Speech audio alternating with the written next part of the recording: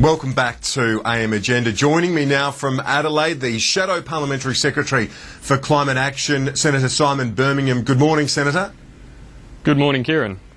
And in Sydney, the Parliamentary Secretary for Employment, Jason Clare. Jason, thanks for coming in, and I'll start with you. If the states don't come on board, this is just going to be another reform that was a good idea, but fails in the process like the ETS.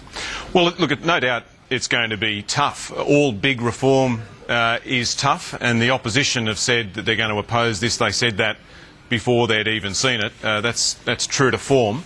They opposed Medicare, they opposed Medibank. They voted against that 4 times. But they were the best friend Medicare ever had, mate. Well, go back in history, Simon, and have a look at what happened under Medicare and Medibank. The Libs voted against it. But this is big reform. I think the states will see the benefits of this over the next decade. It'll mean that the states will be $15 billion better off. It means that the federal government will be doing the lion's share of the funding and taking that off the states. And they're the sorts of things that we'll talk to the states about over the next few weeks. OK, Simon Birmingham, I'll let you respond to that, because the opposition did reject it. In fact, they were critical before the details came out. And did you really have a chance to analyse the detail before the criticism?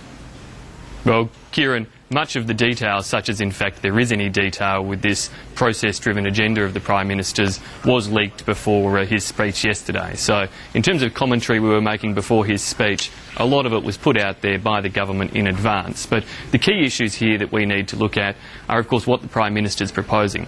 And he is still fundamentally proposing a process-driven plan.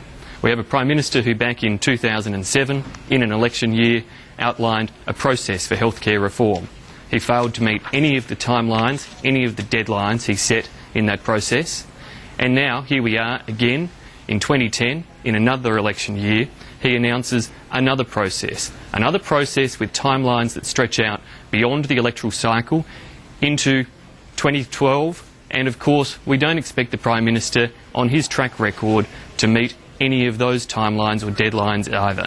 This is just another election smokescreen by a Prime Minister who is so desperate, of course, to distract attention from the failings of his government in issues like home insulation. But Senator Birmingham, doesn't this also reflect the complexity of what they're doing here? It's the biggest change to the health system, he says, since Medicare. It's a dramatic shift in the way that the funding occurs, moving a third of the GST straight into a health and hospital fund. It's a pretty big reform. Shouldn't they take a bit of time to get it right?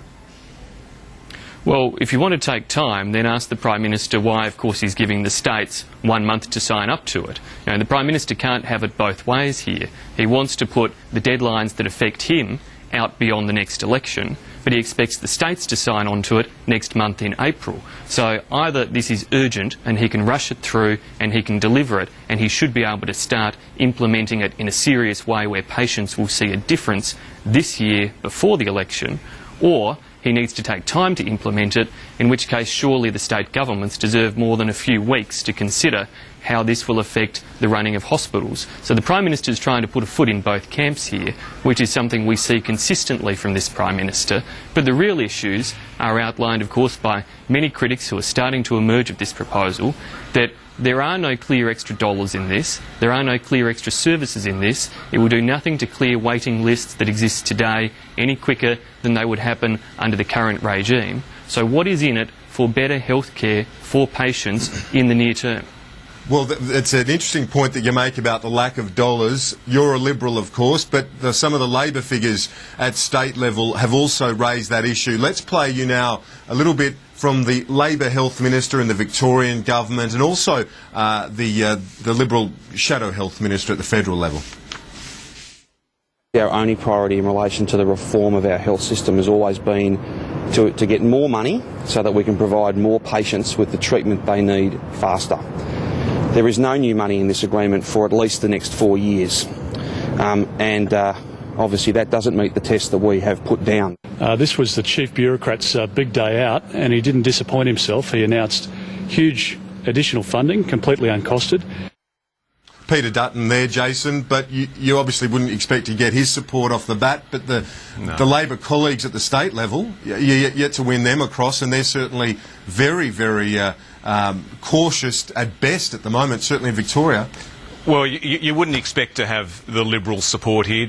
Tony Abbott has decided that he's going to oppose every single thing that we do. We could introduce legislation to make budgie smugglers mandatory, and Tony Abbott would vote against it at the moment. But the Libs... I hope you would too, Jason. Yeah. I'm a board short man. I don't know about you, mate, but board shorts are my go. Absolutely. Look, the Libs don't have any credibility when it comes to health. They didn't just do nothing when they were in government. They ripped $1 billion out. This is like Dracula complaining because the body doesn't have enough blood in it. They sucked $1 billion out of the health system, made it worse. What we're trying to do is make the system better. And the first step, the most important step, is to get the funding of the structure right. The intergenerational report says that if we do nothing, then the states won't be able to fund anything else other than health by the time we all retire. The federal Jason, government you haven't even won the states. You haven't even won the states. Got them on board yet. I mean, if that's the case, if that's such a compelling argument, why